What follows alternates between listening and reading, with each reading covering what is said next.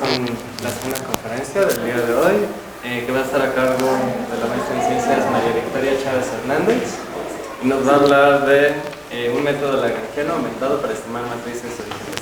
Gracias. Bueno, antes que nada, muchas gracias a los organizadores por invitarme a dar esta charla.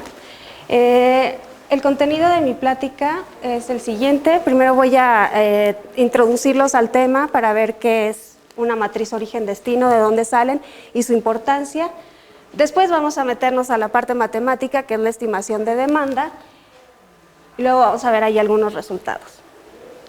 Entonces, lo primero que quiero introducir es nuestra área de interés, que es la zona metropolitana del Valle de México, que incluye, aparte de la Ciudad de México, incluye 59 municipios del Estado de México y uno del Estado de Hidalgo. Cuenta con 22 millones de habitantes hasta el 2010, según el INEGI, de los cuales en la Ciudad de México solamente eran 8.8 millones, más o menos. Entonces, estamos hablando de esta área. Según la encuesta Origen-Destino que acaban de soltarnos los datos, se realizan 34.4 millones de viajes con origen-destino en esta zona metropolitana, de los cuales 15.1 millones son para ir al hogar, 6.8 son para ir a trabajar y 3.8 son para ir a la escuela. Entonces, esto es en un día entre semana. Estamos viendo que es una cantidad grande de viajes.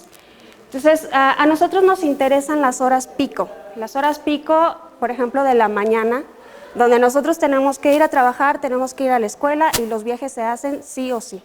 Entonces, estamos hablando de esos 6.8 y 3.8 millones de viajes.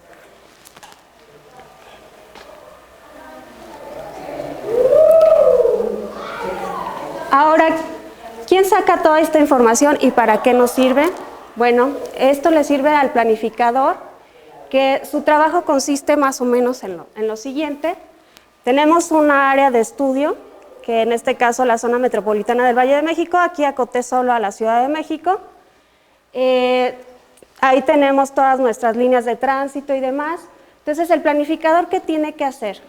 Entonces, agarra su mapa y lo tiene que dividir en algunas zonas.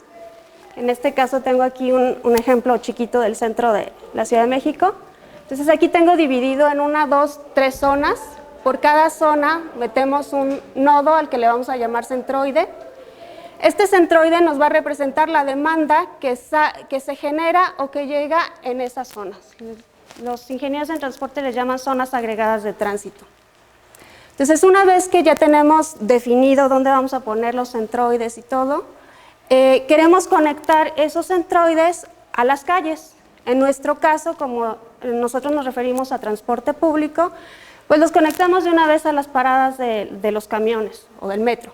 En este caso lo tengo conectado a las paradas del metro, cada una de las líneas. Estos arcos rositas para mí son arcos de caminata, donde el usuario sale de su casa o del trabajo y camina a la parada del medio de transporte que vaya a usar.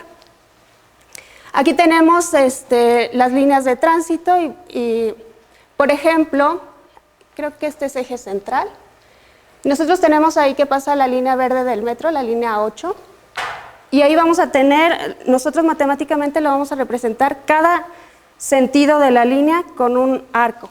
Son arcos dirigidos, lo que vamos a estar hablando. Si lo hablamos de forma general, en que los arcos sean solo las calles, tendríamos solo un arco. Entonces vamos a distinguir y nosotros les vamos a llamar segmentos de tránsito para referirnos a esos pedazos donde pasan autobuses o líneas del metro, etc. Y aquí un ejemplo chiquito para aterrizar las cosas. Entonces aquí tenemos 4 pares, origen-destino, los que están numerados, y tengo 2 paradas, A y B. Entonces, vamos a suponer que de alguna forma tenemos una matriz de demanda origen-destino que la representamos de esta forma para poder identificar más fácilmente de dónde a dónde va la gente. Por ejemplo, yo sé que del nodo 1 al nodo 3 van 12 personas porque lo tengo representado en la entrada 1,3 de la matriz. Ese es el propósito de representarlo así.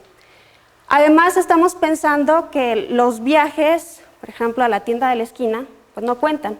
Entonces, los viajes que se realizan dentro de una misma zona de tránsito no nos interesan, por eso tenemos ceros en la diagonal. De 1 a 1 no va nadie. También tenemos ceros en aquellas partes donde ni siquiera están conectados nuestros centroides. Por ejemplo, del 1 al 2 ni siquiera hay camino. Entonces, la entrada 1,2 tiene un 0. Una vez que tenemos esta información, también hay que ver cómo calculamos esta. Entonces, la acaban de sacar, la nueva para la zona metropolitana. La encuesta se lanzó el año pasado y apenas se liberaron los datos. Entonces, sí toma una gran cantidad de tiempo procesar toda esa información, pero de alguna manera la tenemos aquí. Ahora, ¿cómo se mueve esta gente en la red de tránsito? Este caso es muy sencillo porque solo tengo un camino para ir de 1 a 3 o para ir de 1 a 4, entonces no me tengo que preocupar por mucho. Simplemente tengo que, del nodo 1 salen 12 más 7 personas, entonces tengo que de 1 a A tienen que ir 19. Y así vamos calculando para cada uno de los segmentos.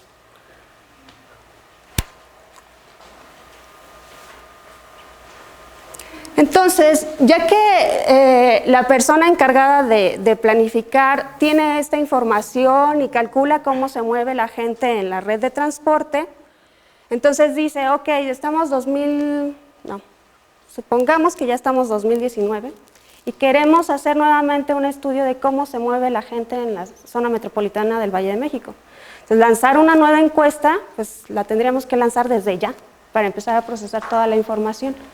Entonces, lo que se hace en estos casos es tratar de aprovechar información que ya se tenga, una matriz obsoleta, y agregar solo información que nos sea relativamente fácil de obtener. Por ejemplo, la cantidad de pasajeros que viajan en uno de los segmentos de tránsito. Esto lo podemos calcular con los torniquetes o con los sensores que vienen luego en los buses. Entonces, aquí estoy siguiendo con el mismo ejemplo. Digo, esto ya es viejito, lo del lado izquierdo. Del lado derecho tengo nueva información. Ahora tengo 15 pasajeros del nodo 1 al nodo A y tengo 20 pasajeros del nodo A al nodo B. ¿Qué quiero hacer? Quiero estimar una nueva matriz origen-destino. Entonces, tengo 4 incógnitas en este caso. Esto me va a generar un sistema de ecuaciones. Tengo 2 ecuaciones y tengo 4 incógnitas. Entonces, esto va a tener una infinidad de soluciones. Entonces, tenemos que agregar criterios para poder decir con cuál de todas estas soluciones nos vamos a quedar. Entonces, aquí seguimos. Estoy dando 3 ejemplitos que solo representan la parte superior derecha de la matriz obsoleta, bueno, de la matriz en general. Son 3 matrices que me representan que me reproducen igual de bien los volúmenes que contamos o que observamos. Entonces, el criterio que metemos para decir de estas 3 con cuál me quedo con la que sea más cercana a la matriz obsoleta. Es decir, quiero que la demanda dentro de un año se parezca lo más posible a la demanda actual, pensando que no hay cambios bruscos en la red. Bajo la restricción de que al momento de que yo haga un proceso de asignación, se reproduzcan los volúmenes que observamos. Entonces, este es el problema que estamos abordando, bien sencillo. Pero también hay que hablar entonces del proceso de asignación. Tenemos que decir quién es ese proceso. Para este caso bien sencillo, es fácil, es un camino y asignamos todos ese camino. Pero ¿qué pasa cuando tenemos algo de este estilo? Igual se ve fácil, ¿no? Tenemos un origen y un destino. ¿Cómo vamos de O a D? Aquí van a influir varias cosas. Entonces, pensemos nosotros como usuarios de una red de tránsito, ¿cómo le hacemos para decidir la ruta que vamos a tomar? Cuando tenemos el coche, usualmente ya decimos, sigo este camino que ya sé que tiene menos flujo y listo, ¿no? y difícilmente cambiamos esa ruta. Cuando somos usuarios del transporte público, que vamos al trabajo, que vamos a la escuela y que tenemos examen además, entonces nosotros decimos, llego a la parada del camión y dependiendo de la información que tenga, si sé que pasa 1 o 2 líneas que me van a ayudar a llegar a mi destino, entonces me subo en el vehículo que pasa primero, que no quiero que se me haga tarde. Entonces, pero ya sé, por ejemplo, que si me subo a la línea azul, me voy a bajar directamente en el nuevo destino, pero si me subo en la línea verde, ya sé dónde me voy a bajar, yo lo decido, ya sea en A o en B. Y de ahí tengo que considerar también el tiempo de espera para abordar cualquiera de las otras líneas que tengo opcionales. Entonces, la ruta se va quedando definida durante el viaje, ¿no? Y además se define de acuerdo al vehículo que pasa primero. Entonces, ahí tenemos que dar unas probabilidades para abordar cada una de estas rutas o para tomar o viajar sobre cada uno de los segmentos de la red de tránsito. Eso lo representamos con una matriz P de probabilidades. En este caso, estamos pensando en un modelo de asignación lineal, por eso lo podemos representar así. Entonces, ¿qué significa esa probabilidad? Es la probabilidad de que para ir del par origen 2 utilice el segmento 1. Y entonces al hacer el producto de esta matriz de probabilidades con la matriz de demanda, ahora acomodada como vector de forma adecuada, entonces obtenga los volúmenes en cada uno de los segmentos de la red de tránsito. Hay muchos modelos que abordan este problema y uno de los más vistos en la literatura es el modelo de Spies desde 1990. Entonces lo que él propone, su modelo de minimización, es minimizar la distancia entre los volúmenes que se obtienen con la asignación de tránsito y esos volúmenes con los volúmenes que observamos, sujeto a la restricción de que las entradas de la matriz origen-destino tienen que ser mayores o iguales que 0. Entonces, para resolver este problema, Spies propone un método de máximo descenso multiplicativo para conservar los ceros de la matriz obsoleta y dentro del algoritmo se considera esta restricción de no negatividad. Hay variantes, claro. De aquí pueden salir varias, ¿no? Dependiendo, nosotros aquí ya estamos combinando dos tipos de información. Aquí tengo la información de los volúmenes observados y acá tengo información de la matriz obsoleta. Entonces, ya pensando esto con variables aleatorias, dependerá de cómo se distribuyen estas variables y serán los modelos que obtengamos. En particular, nosotros nos vamos a fijar en el de mínimos cuadrados. Primero, pensando que estas matrices que están aquí, que son de varianza-covarianza, son la identidad. Y entonces, nos fijamos en algunos modelos que ya hay de ese estilo. Aquí, por ejemplo, Noriega y Florian, combino estos dos tipos de información, pero lo hago como un promedio pesado. Lo que nosotros pensamos es, lo que les mostré al principio, nuestro objetivo es minimizar esta distancia sujeto a esta restricción. Entonces lo que hacemos es penalizar con el parámetro k la restricción, subirla a la función objetivo.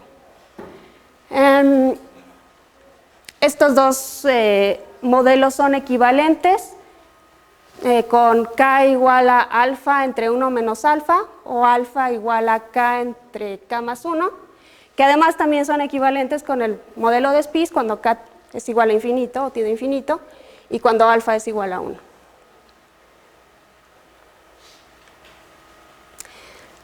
Se puede, aquí en nuestro modelo, para cada una de estas Ks que demos, vamos a obtener una solución, ¿verdad? Entonces, podemos demostrar que esas soluciones convergen a la solución exacta bajo ciertas suposiciones. Para empezar, que P sea de rango completo. Entonces, el algoritmo de solución que utilizamos, siguiendo igual la idea de Spies, él propuso máximo descenso multiplicativo Los que conocemos un poco de métodos de descenso sabemos que el método de máximo descenso no es el más apropiado en muchos casos. Ninguno. Entonces decimos, bueno, ¿por qué no aplicamos gradiente conjugado? Lo adaptamos de la misma forma para hacerlo multiplicativo, calculando con cuidado cada uno de los parámetros involucrados, por ejemplo, el beta o la dirección de descenso, y resolvemos el problema, también cuidando la restricción de no negatividad en esta parte de aquí, en el tamaño del paso.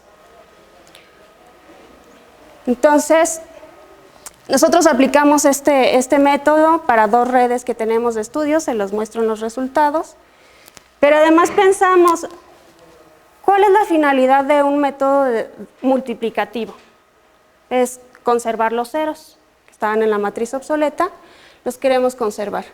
Entonces, aquí lo que estoy haciendo es, tengo la matriz obsoleta, la convierto a vector, tengo la matriz de probabilidades, y entonces resulta que el sistema de ecuaciones que tengo que resolver es este que está aquí arriba, que es de tamaño 9 por 9. Entonces, ahora digo, ok, ¿y qué tal si quito todos esos ceros del conjunto de variables? Si quiero que sean ceros, pues, y ya son ceros, los dejo iguales. Entonces, lo que hacemos primero es identificar en la matriz de probabilidades las columnas que correspondan a esos ceros de la matriz obsoleta. Entonces, aquí están en rojito, los que tenemos para este ejemplo. Y nos queda algo de este estilo. Entonces, redujimos, teníamos un sistema de ecuaciones de 9 por 9 y ahora reducimos a un sistema de ecuaciones de 5 por 5. Entonces, es algo bien sencillo y nos ahorra mucho tiempo de cómputo. Se los voy a mostrar después. Entonces, ok, ya empezamos a soltar esa restricción de conservar los ceros. Entonces ya podríamos pensar también en aplicar otras metodologías, ¿verdad? Ya no tanto el multiplicativo, porque además tendríamos que meternos ahí en cuestiones de convergencia, ¿no? Entonces ahora estamos explorando un nuevo enfoque.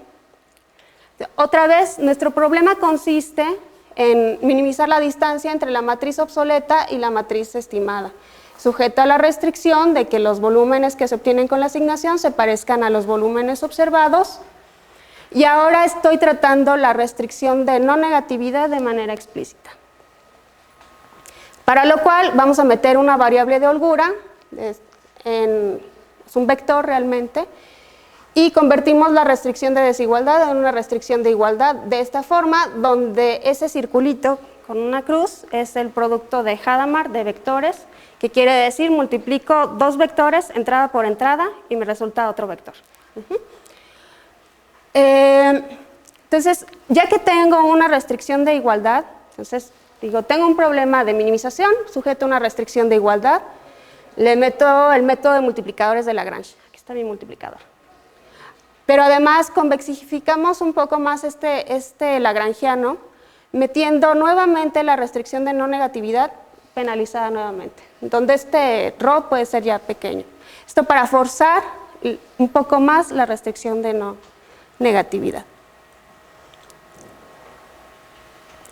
Calculamos nuestras condiciones de optimalidad. Entonces, de la derivada del lagrangiano con respecto a G, nos queda un sistema de ecuaciones, está ahí, en donde vemos que la matriz asociada al sistema es lo que está en los corchetes,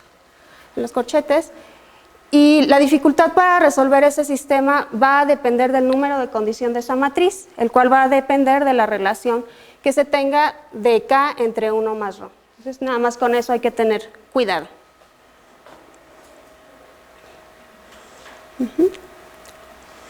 El algoritmo de solución que proponemos es un método de ascenso dual y de multiplicadores, en donde nosotros damos los parámetros iniciales K y ρ, la matriz P de probabilidades, que suponemos que ya la conocemos, la matriz obsoleta y los volúmenes observados. Después damos un valor inicial para los multiplicadores y para la variable de holgura, y con eso vamos resolviendo iterativamente estas ecuaciones. Primero resuelvo para calcular G. Entonces, con algún método, en este caso nosotros estamos usando gradiente conjugado como tal, sin restricciones ni nada. Entonces calculamos esa G. Después, ya con ese nuevo valor de G que tengamos, calculamos el nuevo valor de la variable de holgura Y. Nos fijamos si ya con eso se satisfacen ciertos criterios de convergencia, y si se satisfacen, nos detenemos y ya terminamos. Pero si no, ¿qué pasa? Puede ser que esta matriz G que obtuvimos tenga entradas negativas, y eso no nos interesa. Entonces lo que tenemos que hacer ahora es actualizar el multiplicador que nos ayuda a forzar esas restricciones. Entonces actualizamos el multiplicador y regresamos a resolver el sistema de ecuaciones, y así nos vamos hasta alcanzar la convergencia. Algunos resultados que tenemos.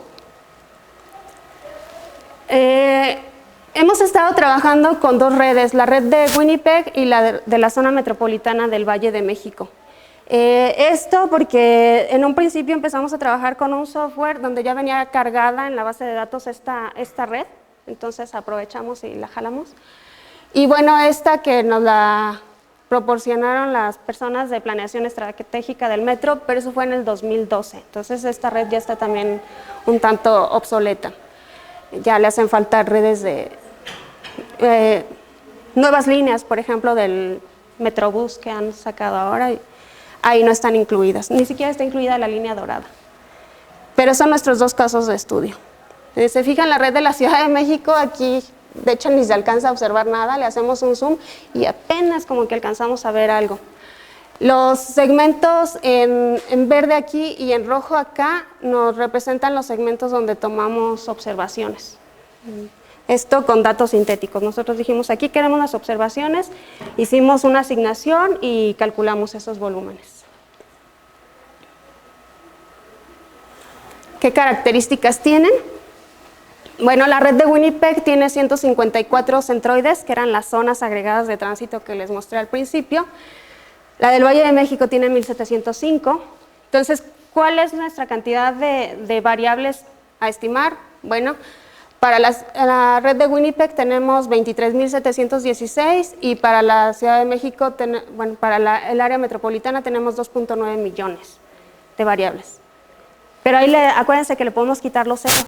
Entonces, si quitamos los ceros de esas matrices, entonces nos quedan el 22.7% solo de las variables en Winnipeg y menos del 1% para la zona metropolitana del Valle de México. Entonces, parece que puede ser una buena idea, ¿no? Tenemos los nodos regulares que nos representan las paradas, pero bueno, en eso no nos estamos fijando mucho.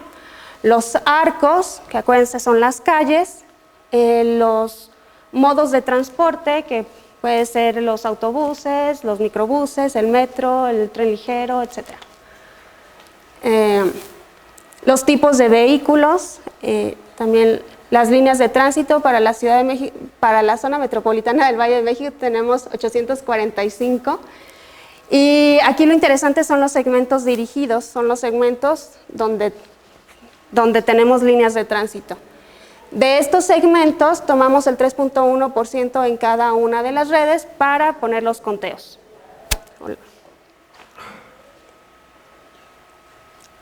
¿Qué resultados tenemos? Este es un resumen de todos. Tenemos aquí para la tabla de arriba, para la red de Winnipeg, que nosotros tenemos la raíz del error cuadrático medio. Tenemos la distancia entre los volúmenes que se obtienen con la asignación y los volúmenes observados sin hacer ajuste de demanda. Así es, pelón. Y entonces aplicamos cada uno de los métodos. El K infinito quiere decir el método de Spies con máximo descenso multiplicativo, que le tomó 78 iteraciones para alcanzar la convergencia. Nosotros programamos ya todo esto en MATLAB, entonces el tiempo de cómputo aquí es de 1.2 segundos. Si lo hacíamos en el software que empezamos a trabajar, era de media hora más o menos. Entonces, digo, porque cargan luego muchas cosas que no se necesitan, entonces nosotros extrajimos los datos y bueno, también implementamos nuestros algoritmos en MATLAB y es como obtenemos esos tiempos pequeños.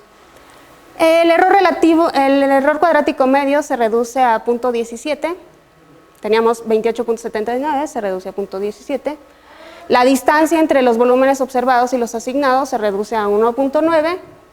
Tenemos el error cuadrático medio para la demanda, que al principio es de 0 porque es la matriz obsoleta con la que iniciamos, entonces son iguales y ahí tenemos 0.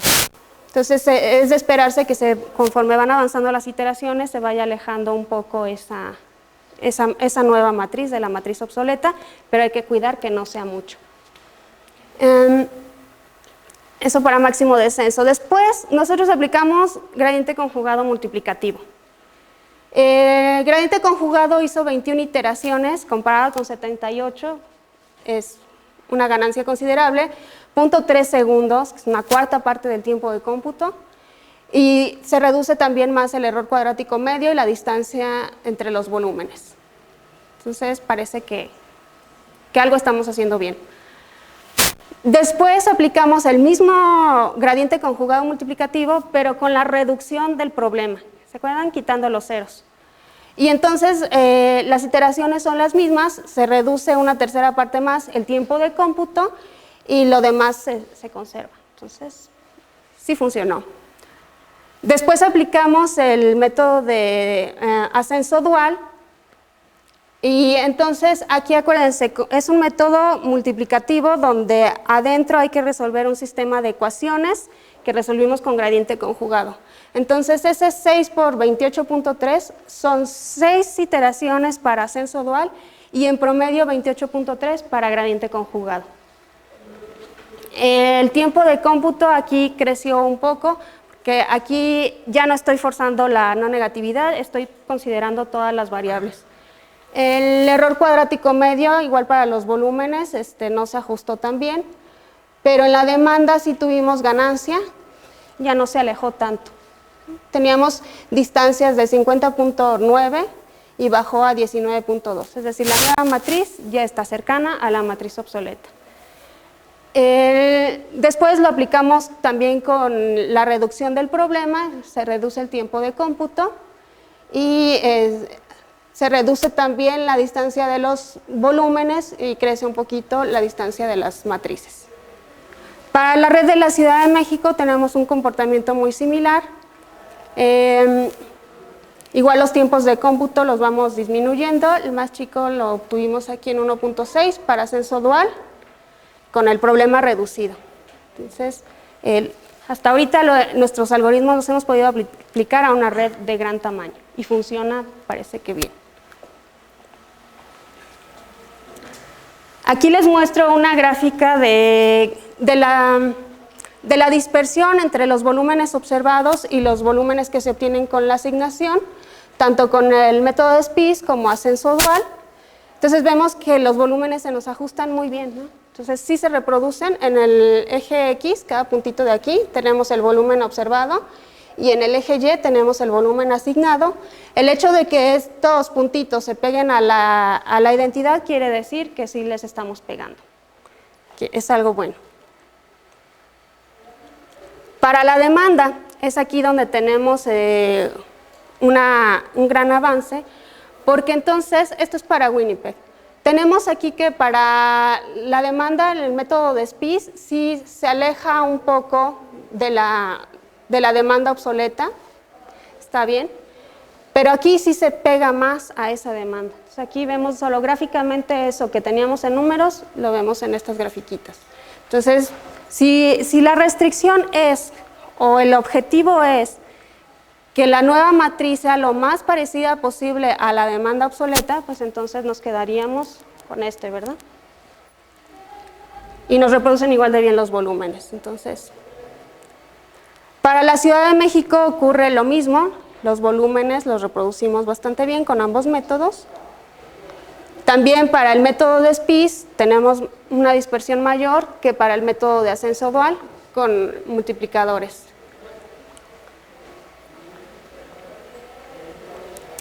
Y aquí más números de la encuesta origen-destino que les platicaba. Nosotros tenemos de la demanda obsoleta para Winnipeg 18.211 viajes. Para la zona metropolitana del Valle de México, 5.1 millones. Al aplicar los algoritmos, tenemos que realmente no hay mucho cambio en estos valores. Y esto es lo que se obtuvo ahora con el estudio origen-destino, los datos que sacó el INEGI. Ellos tienen, me parece, que 15.1 millones de viajes distribuidos en todos estos horarios, pero hay que recordar que a nosotros solo nos interesa esta franja, que son las horas pico de la mañana. Además, esta franja nos está representando todos los viajes. Aquí nosotros tendríamos que desagregar más esta información para poder decir, quitar los viajes que se hacen en las mismas zonas de tránsito y además separar los que se hacen en transporte público y los que se hacen en transporte privado. Y sería interesante ver qué tanto le pegaríamos a lo que quede en esta parte. Eso todavía nos queda pendiente de hacer, pero sí ya lo estamos viendo con datos reales. Aparte, la red de origen, la matriz origen-destino que yo trabajé para la zona metropolitana es del 2012. Estamos hablando ya de 2017, 5 años. Entonces, son 5 años que dependerá de la dinámica que haya tenido la población para saber si le pegamos o no a esa demanda, a esa nueva demanda. Estos modelos están hechos para estimaciones a corto plazo. Entonces, 5 años dependerá de la dinámica. En resumen, aplicamos 2 metodologías para estimar matrices origen-destino que funcionan muy bien para redes de gran tamaño, bueno, mediano y grande, porque además en la literatura hemos visto ejemplitos de juguete realmente, donde si tienen 10 pares origen-destino ya es mucho. Entonces, creo que esta es una buena aportación aquí para redes reales ya. Vimos que el método de gradiente conjugado multiplicativo converge más rápido que el método de máximo descenso multiplicativo, que era algo que ya esperábamos, y ambos métodos reproducen las soluciones muy parecidas. Adaptamos además los modelos para reducir el número de incógnitas y entonces con ello redujimos más el tiempo de cómputo. Vimos además el método de Lagrangiano aumentado, donde se reduce más la distancia entre la matriz ajustada y la matriz obsoleta. Y los métodos que propusimos los comparamos con el método de SPIS, que es el que más se usa en la literatura, para resolver redes de más tamaño y bueno, obtuvimos también buenos resultados. Se implementaron metodologías que se utilizan mucho en áreas como control, problemas inversos, ecuaciones diferenciales, que en la literatura de investigación de operaciones no las hemos visto tanto. Entonces, ahí también estamos metiéndole un poco. ¿Qué nos falta hacer también? Bueno, ahí puse a hacer un análisis de sensibilidad ante la perturbación de los datos. Spoiler alert, ya lo hicimos, sí, funcionó. Calcular, ahora meter explícitamente estas matrices de varianza-covarianza y los modelos de mínimos cuadrados y ver qué influencia tienen. Se supone que deberían de comportarse mejor los algoritmos, obtener resultados más reales. Deberían. Considerar el método de direcciones alternantes para usar cómputo en paralelo y reducir aún más el tiempo de cómputo. Entonces me van a decir, bueno, si ya tenemos tiempos del orden de 1 segundo, 2 segundos, ¿para qué queremos reducir más este tiempo de cómputo? Número 1, para hacerlo en tiempo real. Entonces, esto nos puede servir a nosotros como usuarios de la red de tránsito para que nos sugieran rutas. Entonces, sí, ya vamos en el transporte público, pero resulta que aquí estoy viendo mucha gente, estoy tardando más para ir a la escuela, entonces le pregunto a mi aplicación, ¿no? Así, ¿qué ruta me sugieres para ir de aquí a acá?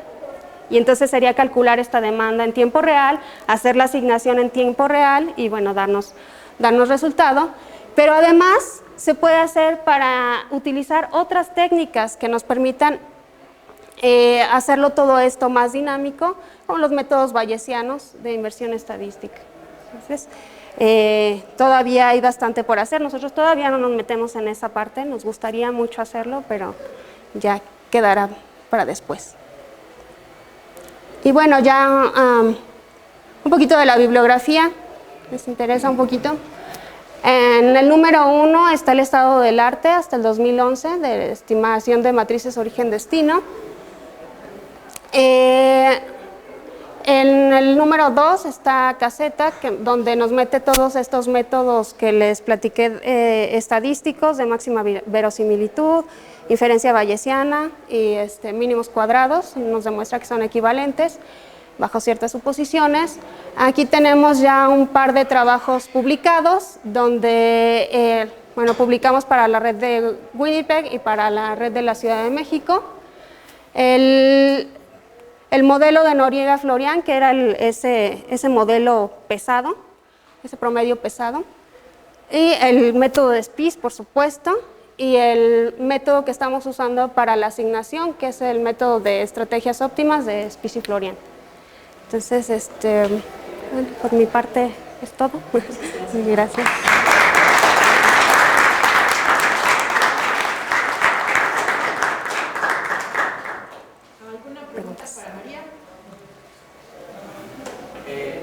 Me parece muy interesante, muchas gracias por la plática. También creo que es un problema que debe atacarse en la Ciudad de México. Yo soy usuario del metro de todos los días. Yo creo que la mayoría, entonces sí, a veces es muy complicado, ¿no? En esta ciudad. Sí. Bueno, evidentemente de las cosas complicadas es obtener buenos datos. Sí. Que para poder armar tu matriz P, ahora que quieres construir tus matrices de covarianza, cambia la información. Sí, exactamente. Es vital. Con respecto a las cuestiones ya más técnicas, la elección de tu función de costo, veo que en un principio tienes dos términos, uno asociado a qué tanto se parece tus datos de volumen G con el anterior, y otro que tienes el producto de P por B igual a G. Usualmente cuando uno trabaja con este tipo de, bueno, un problema de optimización, sobre todo cuando realiza una formulación de Lagrangiano, no tiene funciones de costo combinadas. Sin nada más. Y metes lo demás como restricción. Exacto. ¿Por qué decidieron utilizar estas dos funciones de costo sumadas en lugar de meterla como restricción? Pues de hecho sí es una restricción, ¿no? Y la estamos penalizando en la función objetivo. O sea, en realidad estás pensando un problema de minimización, una función de costo, sujeto a dos tipos de restricciones. Es que ahí tu variable K podría verse, a ver, yo no sé de ese problema, pero... Sí. Déjame ver dónde... Por ejemplo, ahí. ¿No? Yo pensaría que a lo mejor, o sea, me gustaría que la función que está a la derecha sea mi función de costo sujeta a que se parezca lo más posible. Pues de hecho ese es el problema de Spies, ¿no? Sí. El de Spies es nada más la función para minimizar, es la que está, la diferencia de los volúmenes. ¿Sí? Y bueno, ya vimos ahí la comparación. Sí. Ok, y otra cosa es, tienes restricciones de desigualdad, pero no optan por manejarlas como tal. No. Bueno, las puedes manejar como tal si satisfaces las condiciones de Karush-Condorcet. Exactamente. Deciden trabajar únicamente con condiciones de igualdad y para eso introduces variables de holgura. ¿Cuál fue la razón por la que lo manejaron de esa forma? Lo que pasa es que cuando usas las condiciones de Cohn-Tucker, te resultan de todas formas desigualdades o un producto de dos variables en donde tienes que ir como probando cuál de todas esas combinaciones es la óptima, ¿no? Entonces eso, para la cantidad de variables que tenemos, eso no es práctico. Entonces por eso es que mejor metimos la variable de holgura. Sí, de practicidad, sí, sí, claro, sí, sí, sí. Si no hay más preguntas, muchas gracias.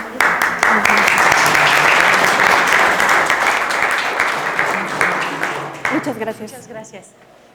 Tenemos 15 minutos de break para hablar sus ideas. Regresamos.